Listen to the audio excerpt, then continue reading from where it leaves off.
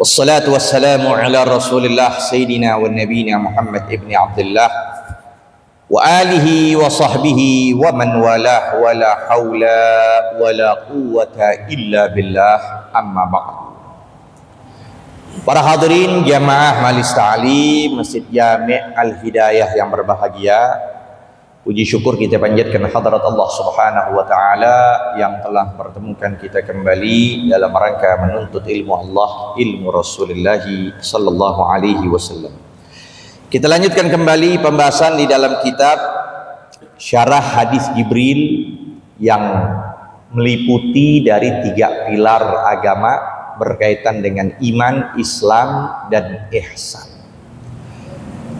Pada halaman 13 dengan bacanya faqala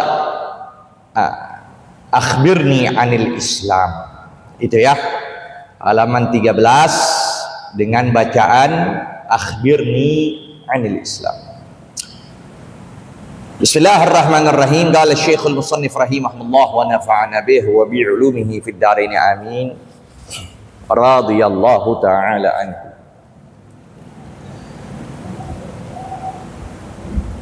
Akhbirni anil Islam, faqala Rasulullah sallallahu alaihi wasallam al-Islam. Kemudian seorang ini yang datang kepada Rasul bertanya kembali. Lalu diberitahukan, akhbirni, beritahukan aku, anil Islam, tentang agama Islam. Apa itu Islam? Faqala Rasulullah sallallahu alaihi wasallam al-Islam an tashhad. Jadi Islam ini berkaitan dengan hukum zahir. Kalau iman berkaitan dengan hukum batin. Itu iman. Jadi orang Islam harus syaratnya iman. Nggak dikatakan Islam tanpa beriman. Itu dia. Tapi dikatakan iman bisa saja, belum tentu Islam. Ya, makanya itu KTP. Itu KTP-nya apa? Islam itu menjalankan hukum zahir. Itu dia. Seperti sholat 5 waktu. Itu Islam. Seperti puasa, zakat, haji, jihad, itu namanya hukum, disebut adalah Islam.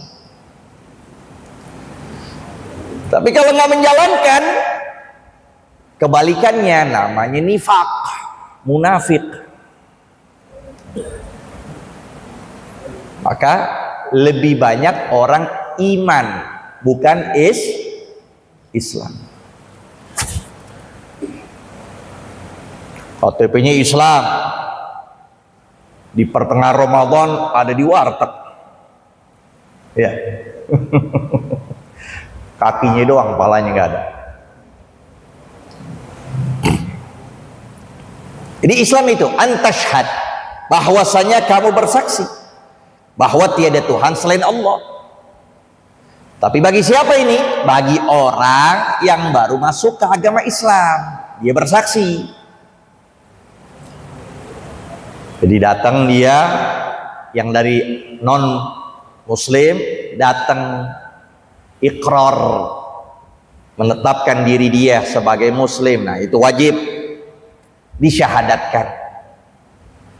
Dan syahadat itu nggak harus syaratnya pakai bahasa Arab. Kalau sebagian orang susah ngucapin, ya, asyhadu, nggak perlu. Daripada kelamaan. Dulu alhamdulillah Allah anugerahkan Al-Fagir ngislamin orang. Lumayan banyak. Kalau hitung-hitungan bisa berapa? Bisa habis waktu.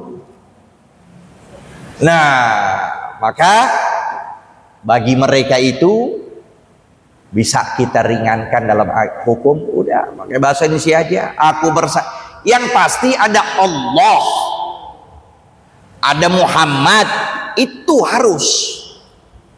Aku bersaksi bahwa tiada Tuhan selain Allah. Begitu. Aku bersaksi bahwa Muhammad utusan Allah. Selesai. Jadi Muslim. Itu. Nanti belajar deh nanti.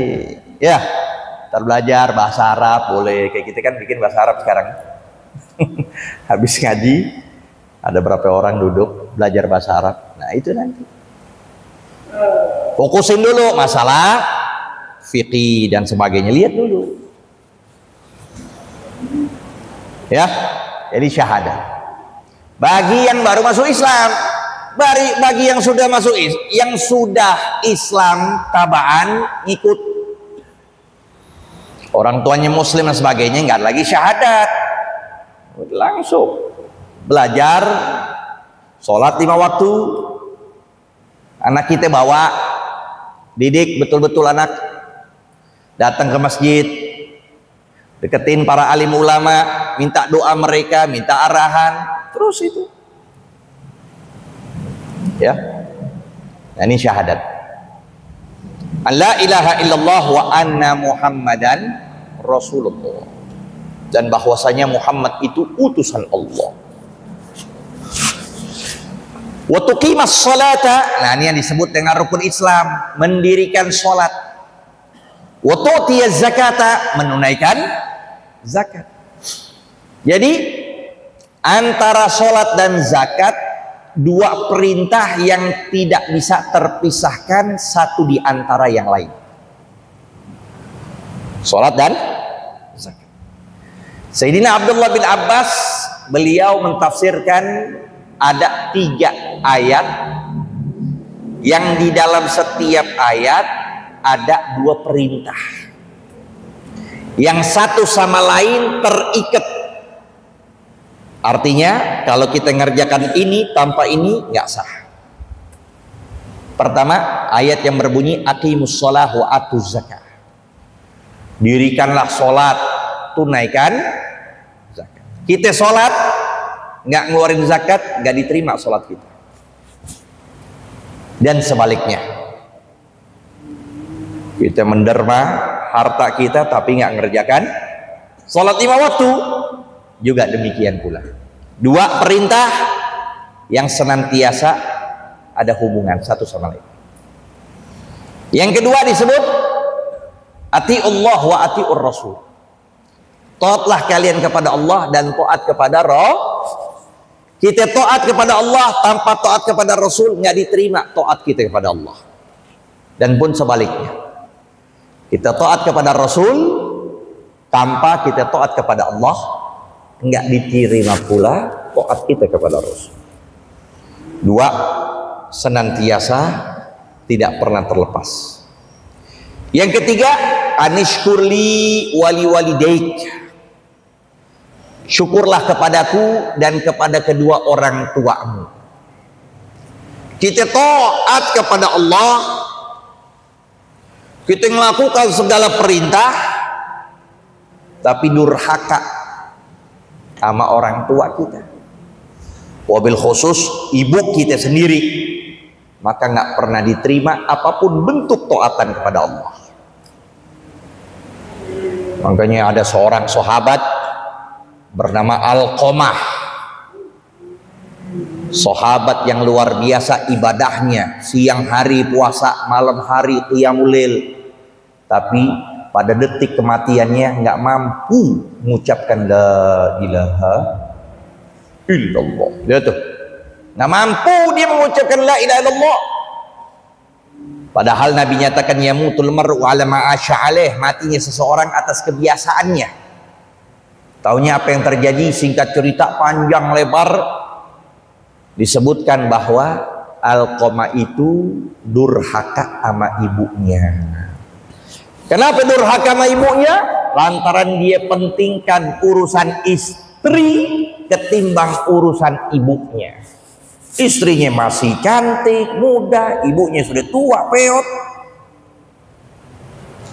Naudzubillah, bahkan sekarang apa? Ada sebagian anak yang menaruh kepati jongkok. Padahal di situ waktunya ditekankan untuk seorang anak bakti sama orang tuanya. Nah, akhirnya apa yang terjadi? Diridhokan Alqamah ini. Diridhokan Alqamah. Dan ketika dikuburkan Alqamah, Nabi menyeru dengan suara yang lantang di hadapan kaum Muhajir wal Ansar. Beliau menyatakan, ya ma'syaral muhajirin wal ansar, man faddala zaujatahu ala ummihi fa'alaihi laknatullah. Siapa orang yang mengutamakan urusan istrinya di atas urusan ibunya, maka laknat Allah atas dirinya. La yuqbal minhu sarfan wala adla. Tidak akan diterima segala apapun ibadahnya, baik itu yang wajib atau yang sun. Ya. Kemudian apa? Wa tasumar Ramadan, berpuasa di bulan suci Ramadan. Wa tahujjal bait, dan pergi haji. Apa? Pergi. Tapi sekarang kan udah susah. Ini yang hadir di sini banyak haji apa yang nggak haji? Banyak yang haji apa yang udah haji? Sekarang haji berapa tahun? 10 tahun bisa? Udah haji belum? Udah itu? Udah berapa tahun lagi? Bisa 10 tahun kan? 19 tahun. Nabi nyatakan, hujju qabla antum na'u, hajilah kalian sebelum kalian dicegah. Ini kayak begini sudah. Orang dulu kan kita masih gampang haji, sekalipun naik kapal laut, ya kan? Tahun ini niat berangkat, tahun depan udah berangkat. Oh sekarang tahun ini niat berangkat, bisa 15 tahun lagi berangkat. Kalau begitu, udah tahu hajinya dipersulit, jangan pikir panjang. Uang ada, berangkat tetap ngerjain umroh. Karena umroh pun hukumnya wajib. Ini ada sebagian orang memahami umroh hukumnya sunnah. Umroh itu wajib, sama kayak haji. Kita ada rezeki, ada uang, Duh, nggak berangkat umroh, meninggalnya maksiat. Tunggu haji 15 tahun lagi, ya udah nanti umroh dulu, berangkat. Tapi kalau memang ditakdirkan, insya Allah umur ini masih ada, diperkirakan usianya masih 35, masih 40, ya kan? Mau berangkat 10 tahun lagi, ya insya Allah masih segar dah, setiap hari olahraga. Tapi kalau usianya udah 80, berangkat haji 15 tahun lagi, usia 8, biasanya keluarga dia, babenya, engkongnya, enaknya, ya usia segitu udah dikober semua. Biasa 75, jarang 80. Nah, kerjain apa tadi? Maka di Zubat disebut al-hajju fardun wa kadzakal umrah lam yajiba fil umri ghaira marrah. Haji fardu, demikian pula umroh tidak diwajibkan selama seumur hidup, melainkan sekali. Jadi hajinya wajib sekali, umrohnya juga wajib.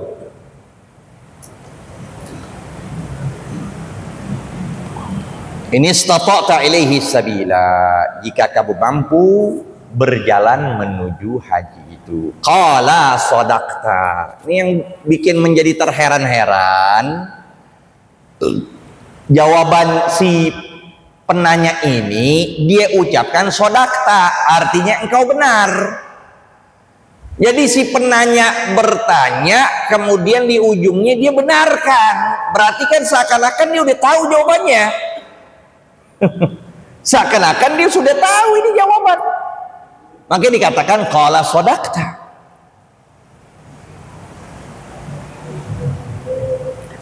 Fa'ajibna lahu, maka kami terheran-heran bagi si penanya ini. Yas'aluhu, dia bertanya tentang rukun Islam, wa yusaddiqu, dan dia membenarkan itu. Taunya nanti di akhir hadis ini diketahui bahwa si penanya ini adalah Jibril alaihi salam yang berbentuk manusia. Qala fa akhbirni 'anil iman. Kemudian orang ini bertanya lagi, beritahukan kepadaku tentang iman. Ya.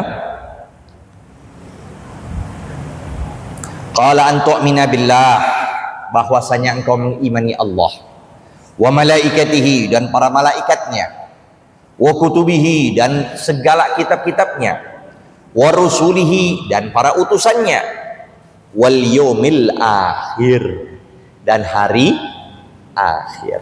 Nah, itu hari akhir. Jadi hari akhir itu dimulai ketika kita berada di alam barzakh.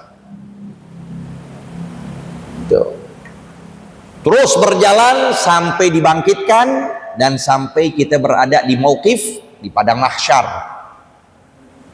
Itu kita imani. Min yaumil akhir. Kenapa dikatakan hari akhir? Karena tidak ada malam setelahnya. Maka disebut hari akhir. Jadi setelah itu udah nggak ada malam lagi.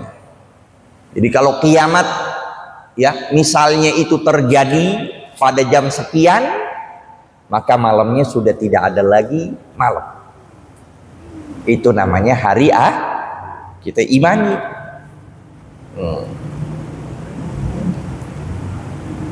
Wa tu'mina bil qadar khairihi wa syarrihi, dan pun engkau imani qadar, baiknya, buruknya, udah. Maka disebut lau anna awwalakum wa insakum wa jinnakum, ya kan, ijtama'u ala khairin ma yanfa'ukum. Kalau seandainya manusia itu berkumpul untuk membaikan kamu, berbuat baik kepada kamu, maka niscaya mereka tidak akan berbuat baik kepada kamu illa qad kataballahu lakum, melainkan kebaikan itu memang sudah tertulis kepada kamu. Jadi iman kepada qada, baiknya atau buruknya. Maka manfaat dengan iman qada itu adalah membuat hati kita nggak gelisah, membuat jiwa kita tidak merana. Udah, apapun yang telah Allah takdirkan, ini sudah menjadi ketentuan yang telah tertulis. Jadi ada sifat tawakal, berpasrah diri. Apapun ketentuan, baik dan buruk, pasti ada berbagai macam rahasia ilahiyah. Kita ya lagi jalan, tiba-tiba orang nabrak. Waduh, nabrak. Akhirnya kita dirawat berbulan-bulan sampai kita sembuh pakai apa itu? Tongkat. Habis dari ditabrak itu jadi lempeng dia, jadi rajin datang ke masjid. Biasanya nongkrong aja di ujung pakai gendrang-gendrang. Setelah ketabrak, ya Allah, lempeng nih orang. Jadi semuanya ada rahasia dari takdir Allah, baik dan buruk. Ya.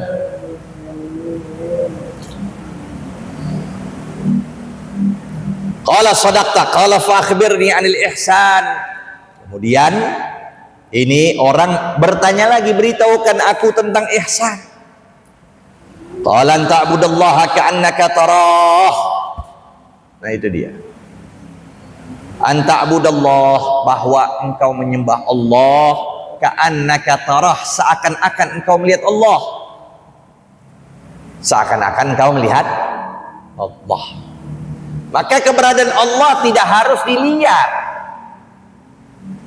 Banyak segala sesuatu yang ada tidak harus dilihat. Begitu. Jadi kita nyembah Allah, kita lihat Allah tidak? Lihat Allah enggak? Hah? Enggak lihat Allah. Sebab kita melihat dengan alat. Alat kita terbatas. Alat kita terbatas. Ketajaman mata kita itu juga dilihat dari umur. Lihat sekarang usia orang udah di atas 40. Udah banyak kan pakai kacamata. Ya kan? Buka kacamata semakin burem tuh semua. Tapi kalau uang sih masih tajam juga kelihatan. Ya. Kalau lihat amplop masih kelihatan juga uangnya berapa. Jadi melihat kita harus dengan alat. Sedangkan Allah memiliki segala sesuatunya tanpa dengan alat. Jadi keterbatasan kita dalam memandang itulah membuat kita tidak melihat Allah. Tapi Allah berikan keyakinan. Oh, yakin kepada Allah. Dengan sebab yakin inilah gampang menjalankan segala apapun. Orang besok jangan lagi di sini, ya. Emang diharuskan begitu. Di ujung-ujung aja. Ya. Jadi apa? Yakin. Kalau kita punya yakin, mudah semuanya. Mau sholat subuh, mudah. Mau qiyamul lail, mudah. Mau menjalankan perintah, menjauhkan larangan, ada yakin. Pupuk yakin kita dengan hadir majelis ta'lim, dengan duduk dengan para ulama, dengan selalu kita baca Quran. Ini yakin kita tinggi. Jadi, makanya dengan sebab itulah nggak ada tuh rasa gelisah apapun. Makanya sebagaimana kita punya saudara di Palestina, bagaimana mereka itu berjuang, ya, mereka berjuang tanpa mereka sedih, ya, mereka girang. Bagaimana tuh jihad yang sudah terbuka begitu. Nah kita boro-boro bisa sampai sana. Keinginannya pikir 1000 kali. Nah, nggak bisa kita seperti mereka. Nggak usah banyak ngomong. Nggak usah banyak bicara tentang Palestina begini. Ente udah bisa apaan? Kalau nggak bisa, cukup 2 yang kita lakuin. Pertama, sumbangkan rezeki terbaik kita buat mereka. Tuh, sisihkan rezeki kita buat mereka. Yang kedua, ini pun juga paling luar biasa, berdoa. Doa. Setiap sholat 5 waktu di akhir sujud, jangan lupa di situ doa mustajab. Kita doa di situ agar Allah berikan kemenangan buat umat Islam. Allah hancurkan Zionis. Allah berikan keselamatan buat mereka. Doa di situ. Paling cuma 1 menit 2 menit. Kita doain. Ya. Itulah. Jangan kita termasuk orang yang rugi. Innal insana lafi husrin. Manusia termasuk orang yang paling merugi. Habis ngomong. Buat apa? Ente ngobrol panjang lebar nggak jadi apa-apa. Mendingan ente doa, ente berikan yang terbaik, lakukan apapun yang positif, itu semua yang terbaik.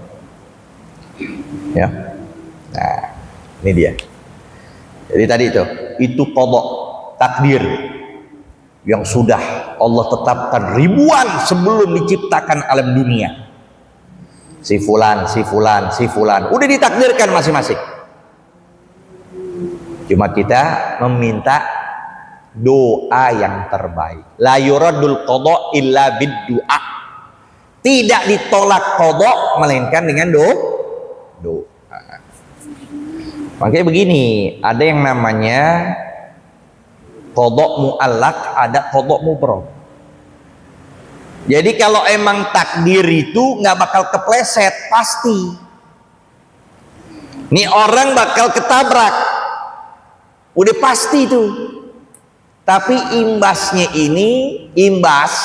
setelah ini bisa dirubah dengan kita doa, dengan kita sedekah dan sebagainya.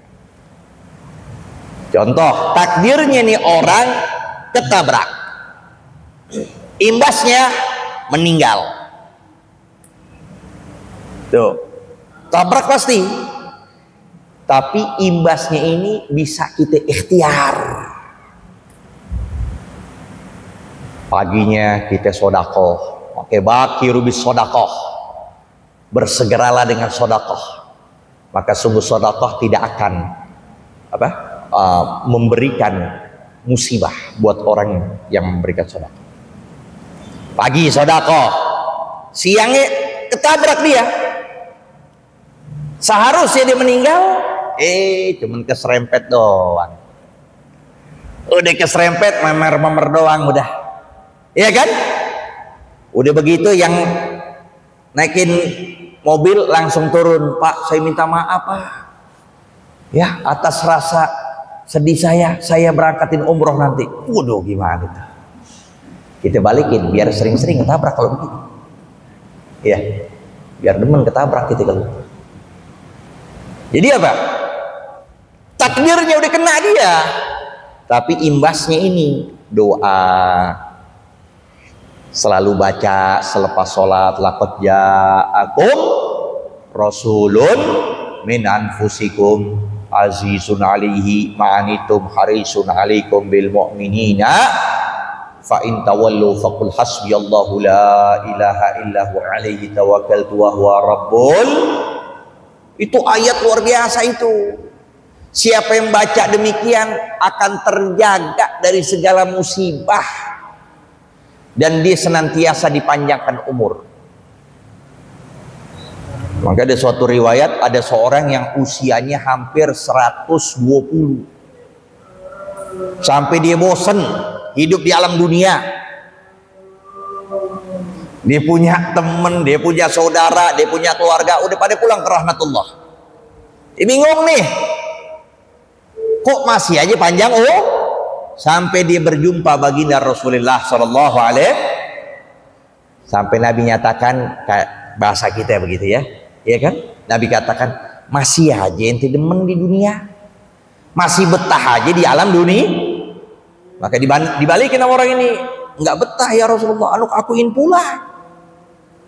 Maka Nabi beritahukan, tinggalkan dari ayat yang kau senantiasa baca, laqad ja'akum rasulun min anfusikum. Maka setelah ditinggalkan, besokannya pulang ke rahmatullah.